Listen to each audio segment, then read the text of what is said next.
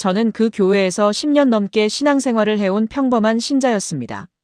주일마다 같은 자리에 앉았고 같은 사람들과 인사를 나눴으며 예배가 끝나면 지하 식당에서 밥을 먹고 집으로 돌아가곤 했습니다. 그런 일상이 무너질 거라고는 생각하지 못했습니다. 아니, 정확히 말하면 일상이 무너지는 게 아니라 제 신앙이 어디에 뿌리를 두고 있었는지를 발견하게 되는 시간이었다고 말해야 할 것 같습니다. 지금부터 들려드릴 이야기는 헌금에 관한 것입니다. 하지만 액수나 방법에 대한 이야기는 아닙니다. 헌금 시간이 언제부터 감사가 아니라 눈치가 되었는지, 그 변화를 제가 어떻게 경험했는지에 대한 고백입니다. 여러분, 헌금 이야기가 나오면 저는 이상하게 하나님보다 먼저 사람을 보게 됩니다. 정확히 말하면 앞자리에 앉아 계신 권사님 얼굴이 먼저 떠오릅니다. 이게 제 신앙이 약해서일까요? 아니면 우리 모두가 겪는 아주 흔한 일일까요? 저는 오랫동안 이 질문을 안고 살았습니다. 처음 교회에 나가기 시작했을 때를 기억합니다. 그때는 모든 게 단순했습니다. 헌금 봉투에 얼마가 들어있는지는 중요하지 않았습니다. 그저 하나님께 드린다는 말이 아이처럼 순수하게 믿어졌습니다. 헌금 시간은 짧았고 아무도 서로를 보지 않았습니다. 적어도 제 눈에는 그렇게 보였습니다. 그때의 저는 누가 얼마를 하는지 전혀 몰랐고 알고 싶지도 않았습니다. 신앙은 가벼웠고 마음은 투명했습니다. 예배당에 들어서면 그저 예배를 드린다는 것 자체로 충분했습니다. 찬양을 부르고 기도하고 말씀을 듣고 헌금을 하고 축도를 받았습니다. 그 순서가 자연스러웠고 아무런 의심도 없었습니다. 당시에는 몰랐지만 지금 돌아보면 그때가 제 신앙에서 가장 순수했던 시기였던 것 같습니다. 아무것도 모르는 게 때로는 축복일 수 있다는 걸 나중에야 알게 되었습니다. 시간이 지나면서 교회가 익숙해졌습니다. 자리가 생겼고 이름이 생겼고 역할이 생겼습니다. 처음에는 주일학교 교사로 섬기다가 나중에는 구역 총무를 맡게 되었습니다. 교회 안에서 제 위치가 생겼다는 것이 감사했습니다. 소속감이 생겼고 책임감도 생겼습니다. 그런데 그 무렵부터였던 것 같습니다. 사람들이 보이기 시작한 게 말입니다. 아니, 정확히는 사람들의 호칭이 먼저 보이기 시작했습니다. 권사님, 집사님, 장로님이라는 호칭이 그 사람보다 먼저 눈에 들어왔습니다. 누군가를 볼 때 그 사람의 이름이 아니라 직분이 먼저 떠올랐습니다. 헌금 시간의 공기도 조금씩 달라지기 시작했습니다. 말은 없지만 다들 알고 있다는 느낌이 있었습니다.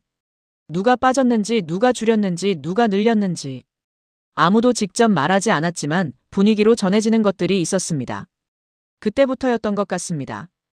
헌금 봉투를 들고 있는 제 손이 조금 무거워진 순간이. 봉투 안에 든 금액이 문제가 아니었습니다. 그 봉투를 헌금함에 넣는 순간 누군가의 시선을 의식하게 된다는 것이 문제였습니다. 어느 주일이었습니다. 예배 후 친교실에서 커피를 마시고 있을 때였습니다. 몇몇 권사님들이 모여서 이야기를 나누고 계셨는데 우연히 그 대화의 일부를 듣게 되었습니다. 요즘 헌금이 많이 줄었다는 이야기였습니다. 누가 구체적으로 누구라고 말한 것은 아니었지만 분위기상 특정 구역을 언급하는 것 같았습니다. 그 말 한마디가 제 마음에 작은 모처럼 박혔습니다. 그날 이후로 헌금 시간이 다가올 때마다 그 대화가 떠올랐습니다. 저는 스스로에게 물었습니다. 나는 충분히 하고 있는 걸까? 다른 사람들은 얼마나 할까? 내가 하는 헌금이 적다고 생각하는 사람이 있을까? 다음 주일 헌금 시간에 저는 하나님을 보지 못했습니다. 앞자리에 앉은 권사님 뒷모습만 보였습니다. 흰머리가 단정하게 묶여있는 그 뒷모습이 마치 심판자처럼 느껴졌습니다. 나를 어떻게 볼까? 믿음 없다고 생각하진 않을까? 헌금을 적게 한다고 수군거리진 않을까? 기도가 아니라 계산이 먼저였습니다. 감사가 아니라 두려움이었습니다. 봉투를 헌금함에 넣으면서도 마음 한편에서는 다른 사람들의 시선을 의식하고 있었습니다. 그게 얼마나 슬픈 일인지 그때는 깨닫지 못했습니다.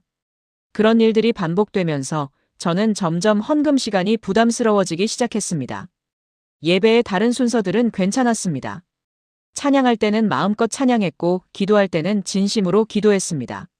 말씀을 들을 때는 집중해서 들었습니다. 하지만 헌금 시간만 되면 가슴이 답답해졌습니다. 어느 날 저는 깨달았습니다. 헌금이 더 이상 예배의 한 부분이 아니라 시험의 시간이 되어버렸다는 것을 말입니다. 저를 시험하는 건 하나님이 아니라 제 자신이었습니다. 아니, 더 정확히 말하면 제가 만들어낸 타인의 시선이었습니다. 그 무렵 제 형편이 조금 어려워지기 시작했습니다. 직장에서 문제가 생겼고 수입이 불안정해졌습니다. 당연히 헌금을 줄일 수밖에 없었습니다. 11조는 유지했지만 감사 헌금이나 특별 헌금은 거의 하지 못하게 되었습니다. 그 선택이 신앙의 문제라고 누가 직접 말한 적은 없습니다. 목사님도 아무 말씀 안 하셨고 권사님들도 표면적으로는 아무 말씀이 없으셨습니다. 하지만 저는 매주 죄책감을 안고 예배당에 들어갔습니다.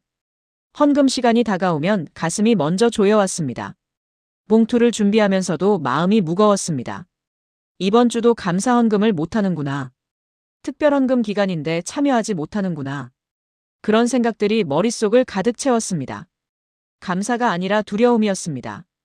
예배가 아니라 의무였습니다. 하나님께 드리는 것이 아니라 사람들의 시선을 감당하는 시간이었습니다. 지금 생각하면 참으로 슬픈 일이었습니다. 어느 주일이었습니다. 새벽부터 마음이 무거웠습니다. 특별헌금 주일이었기 때문입니다. 건축헌금이었던 것으로 기억합니다. 교회에서는 몇 주 전부터 건축의 필요성을 강조했고 모든 성도가 동참해 주기를 바란다는 메시지를 전했습니다. 저는 그날 아침 식탁에 앉아서 한참을 고민했습니다. 얼마를 준비해야 할까? 형편상 큰 금액은 어려웠습니다. 하지만 아예 안 하자니 마음이 편치 않았습니다. 그것도 신앙의 문제라기보다는 사람들의 시선이 두려웠기 때문이었습니다. 결국 작은 금액이라도 준비했습니다. 봉투에 넣으면서도 마음이 무거웠습니다. 이게 의미가 있을까? 이렇게 적은 금액을 드리는 게 오히려 부끄러운 건 아닐까? 그런 생각들이 끊임없이 떠올랐습니다. 예배당에 들어섰을 때 분위기가 평소와 달랐습니다. 건축헌금 주일이라 그런지 사람들의 표정이 조금 더 진지해 보였습니다. 아니, 제가 그렇게 느꼈을 수도 있습니다. 제 마음이 무거웠기 때문에 모든 것이 무겁게 보였는지도 모릅니다. 헌금 시간이 다가왔습니다. 목사님께서 건축의 비전을 다시 한번 말씀하셨고 모두가 하나 되어 동참해 주기를 당부하셨습니다. 기도가 시작되었고 헌금 찬양이 울려 퍼졌습니다. 저는 그 순간 앞자리에 앉아 계신 권사님의 뒷모습을 보고 있었습니다. 권사님은 헌금 봉투를 두 손으로 정성스럽게 들고 계셨습니다. 그 모습이 너무나 경건해 보였습니다. 그리고 저는 제 손에 들린 작은 봉투를 내려다봤습니다. 비교가 되었습니다. 권사님의 봉투는 두툼해 보였고 제 봉투는 얇았습니다. 물론 실제로 그랬는지는 알 수 없습니다. 봉투 안에 뭐가 들었는지 눈으로 확인할 수는 없으니까요. 하지만 제 마음속에서는 이미 비교가 끝나 있었습니다. 헌금함이 제 앞을 지나갔습니다. 저는 봉투를 넣었습니다. 그 순간 제 신앙이 어디에 뿌리를 두고 있는지 분명하게 느꼈습니다. 하나님이 아니라 사람이었습니다. 하나님의 뜻이 아니라 사람들의 시선이었습니다. 예배가 끝나고 집으로 돌아오는 길에 저는 많은 생각을 했습니다. 이게 맞는 걸까? 이렇게 헌금하는 게 과연 하나님께서 원하시는 모습일까? 형편이 어려울 때는 헌금을 적게 해도 되는 걸까? 아니면 그럴 때일수록 더 믿음으로 드려야 하는 걸까? 그런 질문들이 꼬리에 꼬리를 물고 이어졌지만 답은 찾을 수 없었습니다. 아니, 정확히는 답을 찾는 것 자체가 문제였습니다. 저는 헌금을 하나의 문제로 만들어버렸습니다. 감사의 표현이 아니라 해결해야 할 과제로 바꿔버렸습니다. 그로부터 몇 주가 지났습니다. 저는 여전히 같은 고민을 안고 있었습니다. 헌금 시간만 되면 마음이 무거워졌고 사람들의 시선이 신경 쓰였습니다. 특히 권사님들이 모여있는 곳을 지날 때면 저도 모르게 긴장했습니다. 어느 날 구역 모임이 있었습니다. 구역장이신 권사님 댁에서 모임을 가졌는데 그날따라 분위기가 조금 이상했습니다. 모임이 시작되기 전 권사님께서 말씀하셨습니다. 요즘 교회 재정이 어렵다고. 건축 때문에 여러 가지로 지출이 많은데 헌금은 예년만 못하다고. 그 말씀을 들으면서 저는 가슴이 철렁 내려앉는 것을 느꼈습니다. 마치 제 이야기를 하시는 것 같았습니다. 물론 권사님은 구역원 모두를 향해 말씀하셨겠지만 저는 그 말씀이 제게 직접 향하고 있다고 느꼈습니다. 모임이 끝나고 집으로 돌아오는 길에 저는 눈물이 났습니다. 왜 이렇게 됐을까? 언제부터 헌금이 이렇게 무거운 짐이 되었을까? 처음 교회 나갈 때는 이렇지 않았는데. 그때는 정말 기쁘게 드렸는데. 그날 밤 잠을 이루지 못했습니다. 이런 고민을 누구에게 말할 수도 없었습니다. 목사님께 말씀드리자니 형편이 어렵다는 핑계를 대는 것 같았고 구역 식구들에게 말하자니 저만 유독 힘들어하는 것 같아 부끄러웠습니다. 결국 저는 혼자서 이 문제를 안고 가야 했습니다. 매주 예배당에 들어서면서 마음을 다잡았습니다. 오늘은 사람을 보지 말자. 오늘은 하나님만 바라보자. 하지만 헌금 시간만 되면 다시 무너졌습니다. 그러던 어느 주일이었습니다. 그날은 유독 마음이 지쳐 있었습니다. 한 주 내내 일이 잘 풀리지 않았고 경제적으로도 더 어려워진 상황이었습니다. 아침에 일어나서도 예배당에 가기가 싫었습니다. 정확히는 헌금 시간이 두려웠습니다. 그날 저는 결심했습니다. 헌금을 하지 않기로. 11조도 감사헌금도 아무것도 준비하지 않았습니다. 큰 결단이었다기보다는 그냥 너무 지쳐 있었을 뿐입니다. 더 이상 이 무게를 감당할 수 없었습니다. 예배당에 들어서는 발걸음이 무거웠습니다. 평소처럼 인사를 나누고 자리에 앉았습니다. 찬양을 불렀고 기도했습니다. 말씀을 들었습니다. 그리고 헌금 시간이 다가왔습니다. 헌금 찬양이 울려 퍼졌습니다. 사람들이 하나둘 봉투를 꺼내기 시작했습니다. 저는 그냥 앉아 있었습니다. 손에 아무것도 들려있지 않았습니다. 헌금함이 제 앞을 지나갔습니다. 저는 그대로 보내줬습니다. 이상한 일이었습니다. 그 순간 제 마음에 평안이 찾아왔습니다. 죄책감이나 두려움이 아니라 평안이었습니다. 마치 짐을 내려놓은 것 같았습니다. 아무것도 드리지 않았는데 오히려 마음이 가벼워졌습니다. 그날 처음으로 제 신앙을 정직하게 바라봤습니다. 나는 하나님께 드리고 있었나? 아니면 사람에게 보이고 있었나? 나는 감사해서 헌금했나? 아니면 의무감에 헌금했나? 나는 정말 하나님을 믿고 있었나? 아니면 교회라는 시스템을 믿고 있었나? 질문들이 쏟아졌습니다. 그리고 그 질문들 앞에서 저는 아무 대답도 할 수 없었습니다. 제 신앙이 얼마나 연약한지 그제야 깨달았습니다. 10년 넘게 교회를 다녔지만 정작 제가 누구를 믿고 있는지 정확히 알지 못했습니다. 예배가 끝나고 집으로 돌아왔습니다. 그날 저녁 저는 오랜만에 진심으로 기도했습니다. 하나님, 제가 무엇을 잘못하고 있는 건가요? 헌금을 안 한 게 죄인가요? 아니면 헌금을 하면서 사람을 의식한 게 죄인가요? 저는 어떻게 해야 하나요? 기도하면서 울었습니다. 한참을 울었습니다. 그리고 조금씩 깨닫기 시작했습니다. 문제는 헌금 자체가 아니라 제 마음이었다는 것을. 문제는 금액이 아니라 제가 누구를 바라보고 있느냐였다는 것을.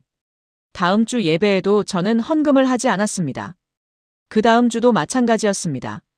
몇 주 동안 저는 헌금 없이 예배를 드렸습니다. 그 시간 동안 저는 스스로에게 질문했습니다. 헌금이 없어도 예배를 드릴 수 있는가? 헌금이 없어도 하나님을 만날 수 있는가? 놀랍게도 답은 예였습니다. 헌금을 하지 않았지만 여전히 찬양할 수 있었습니다. 헌금을 하지 않았지만 여전히 기도할 수 있었습니다. 헌금을 하지 않았지만 여전히 말씀을 들을 수 있었습니다. 그 깨달음이 저를 자유롭게 했습니다. 헌금은 예배의 한 부분이지만 예배의 전부가 아니라는 것을 알게 되었습니다. 헌금은 중요하지만 헌금이 신앙을 증명하는 유일한 방법은 아니라는 것을 깨달았습니다. 시간이 더 지나면서 저는 권사님들에 대해서도 다시 생각하게 되었습니다. 제가 그분들을 오해하고 있었던 건 아닐까? 제가 그분들의 시선을 과도하게 의식했던 건 아닐까? 실제로 그분들이 저를 판단했을까? 아니면 제가 스스로를 판단하고 있었던 걸까? 곰곰이 생각해보니 권사님들이 직접 저에게 헌금에 대해 뭐라고 하신 적은 한 번도 없었습니다. 제가 우연히 들었던 그 대화도 특정인을 지목한 것이 아니었습니다. 구역 모임에서 권사님이 하신 말씀도 구역원 전체를 향한 것이었지 저를 향한 것이 아니었습니다. 결국 문제는 그분들이 아니라 저였습니다. 제가 그분들을 심판자로 만들어버렸습니다. 제가 그분들의 시선을 하나님의 자리에 올려놓았습니다. 권사는 제가 만들어낸 상징이었습니다.